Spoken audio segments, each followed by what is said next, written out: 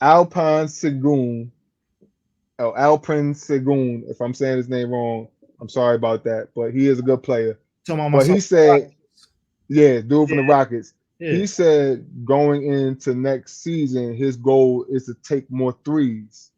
So my question is to you: it's not really about him, but it's about, do you think the stretch four and the stretch five help the game or hurt the game?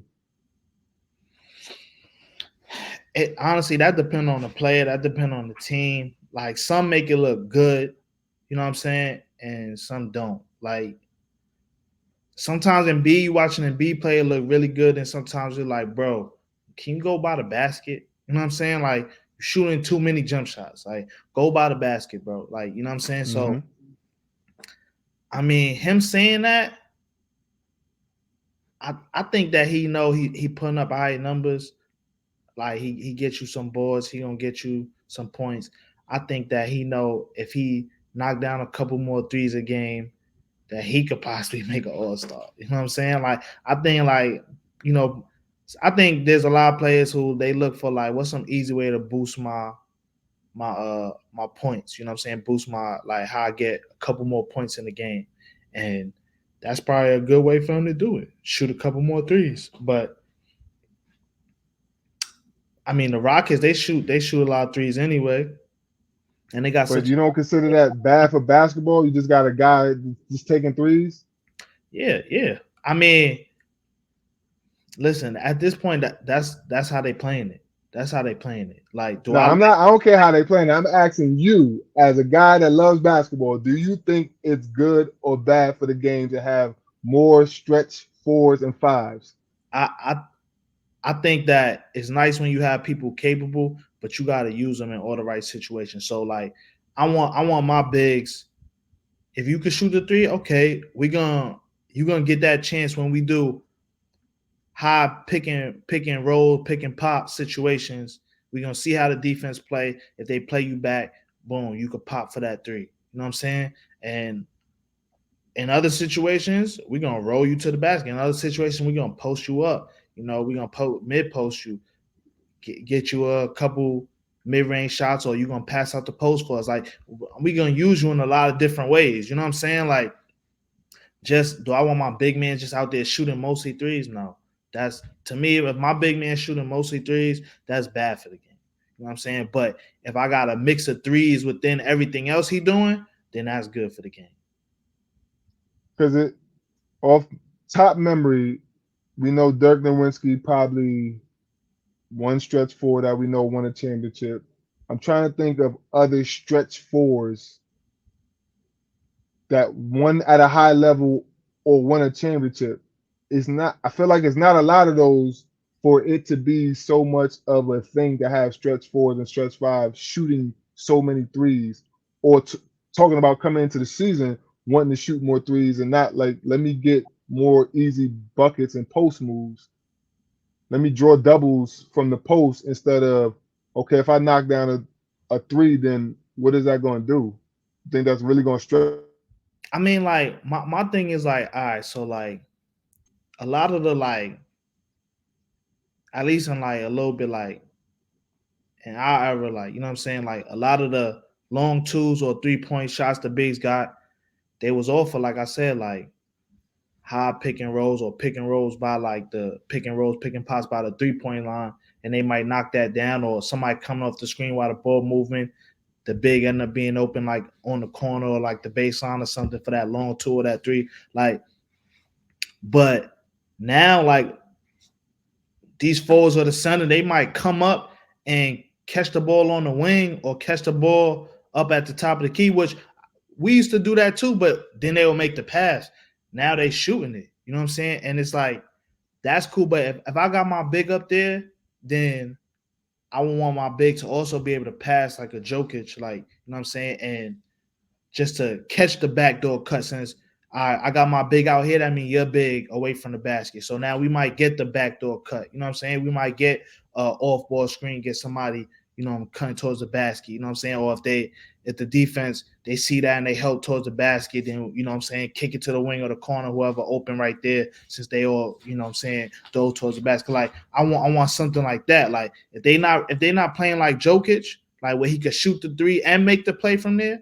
It's not just he just shooting up a bad three. You know what I'm saying? It's like he could shoot the three or make the pass from there. Then I mind it a little less. You know what I'm saying? I mind it a little less. But that's the thing.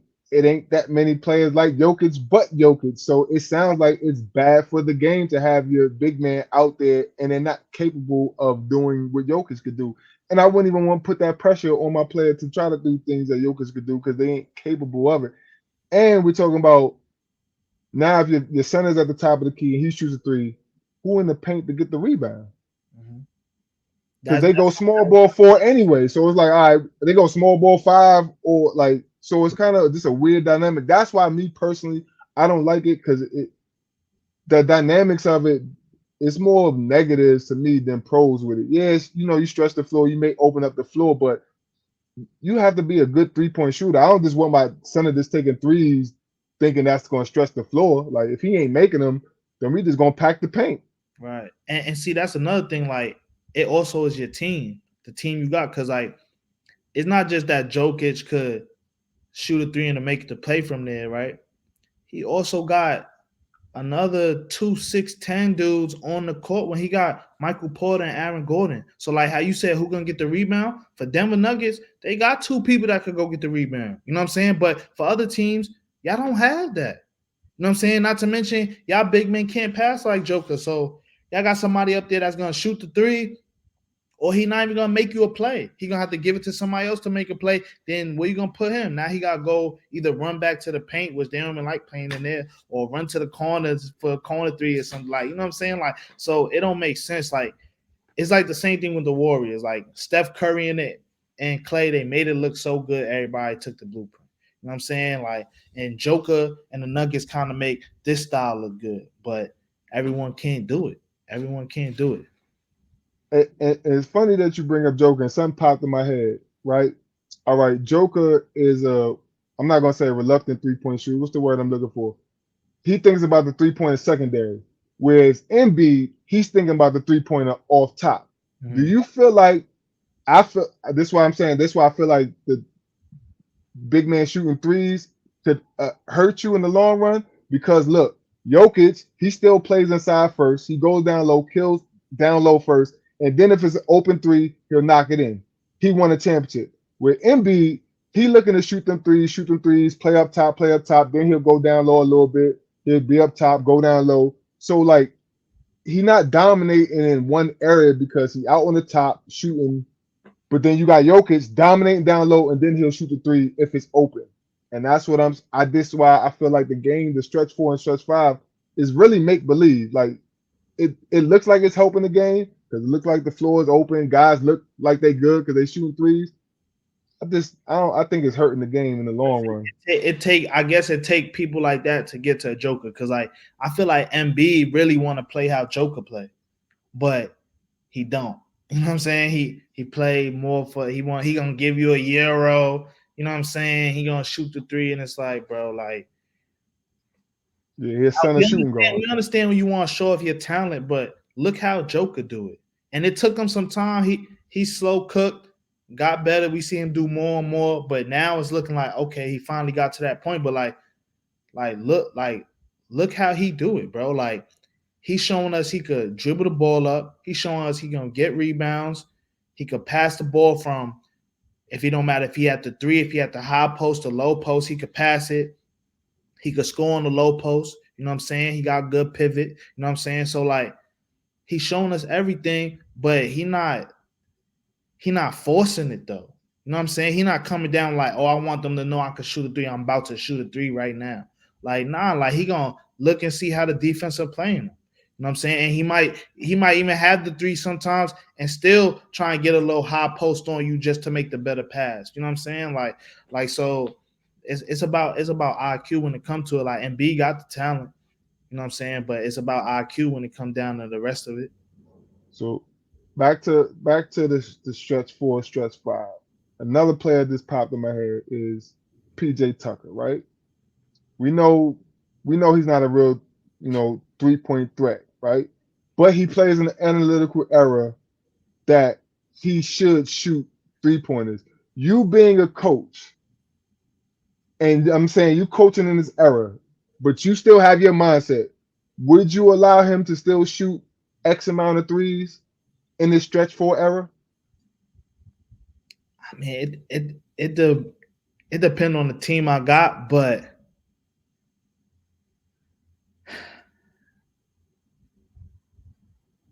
you got to keep the confidence in your players. Like, you know what I'm saying? Like, unless my man is just like, You love that. You love confidence in players. You love it. you know me. Like, but like, But unless what if the nigga can't shoot?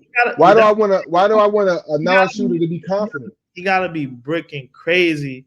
Well, I'm just like, bro, listen, you're gonna have to really get in the lab, but you can't take these shots no more. We gotta go for the better play. You know what I'm saying? If they leave you open, we gonna have to still make the better play. But like, You have watched PJ Tucker his whole career, so you know PJ Tucker from Texas to Houston to all the other teams he played for in the league. right, Would you allow PJ Tucker he was my to guy. shoot So, threes for him to be confident? listen, I'm gonna tell him he got 1 1/4. Pick wisely when you use him. That's what I'm telling him. He got 4 a game. He got 1 1/4, like 1 1/4. Pick wisely. You know what I'm saying? Pick wisely, because after you get your one, that's it.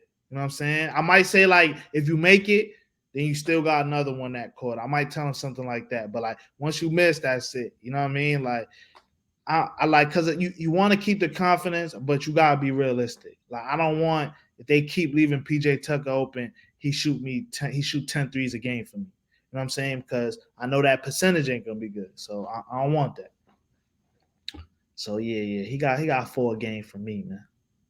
Okay. So my last question before we wrap this up is another hypothetical. So let's go back. Let's go back in the, let's say maybe 2000s. We can go 90s, 80s, whatever era you want to pick. Who do you think as a big man, this using your foresight and this hypothetically thinking, this you've seen their shooting form, you know they can make shots. Who do you think would have transitioned well into the stretch four, stretch five era? From whatever.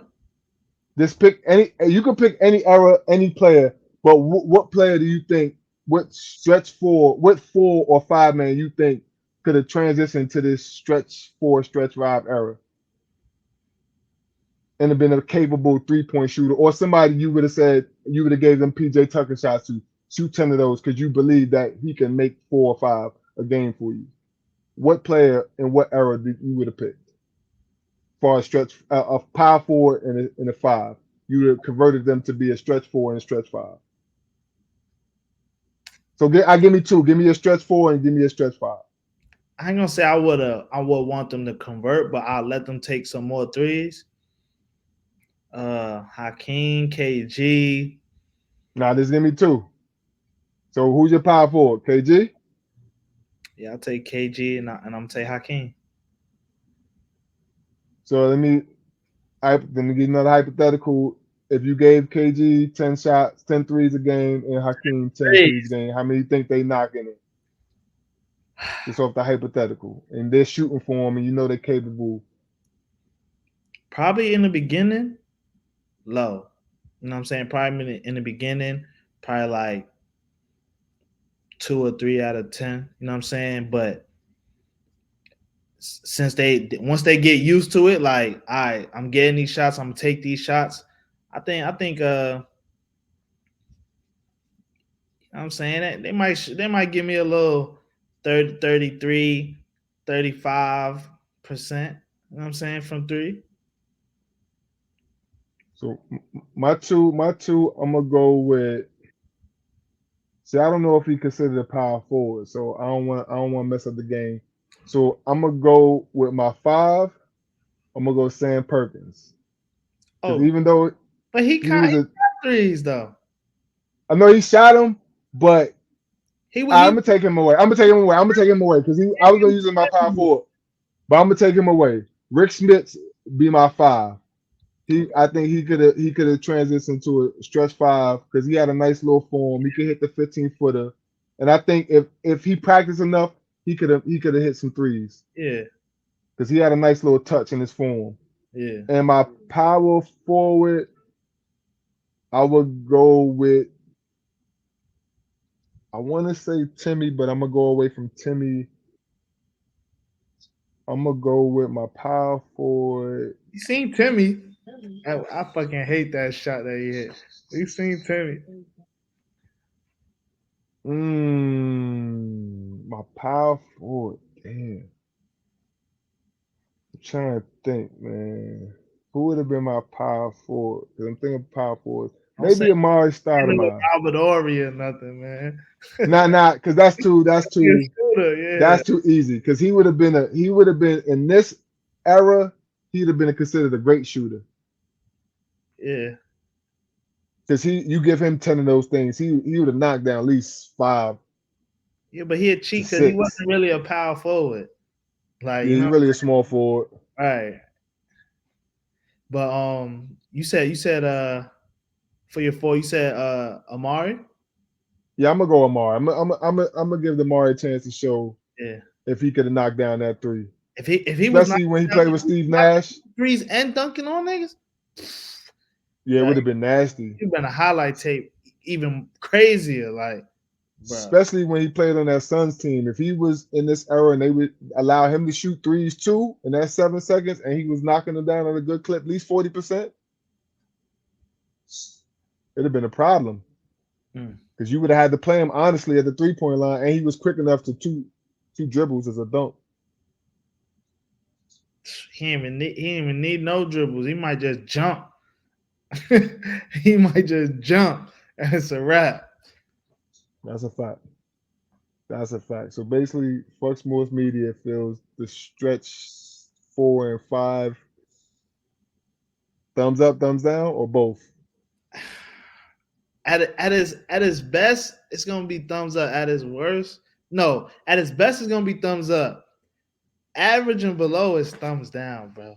It's thumbs down.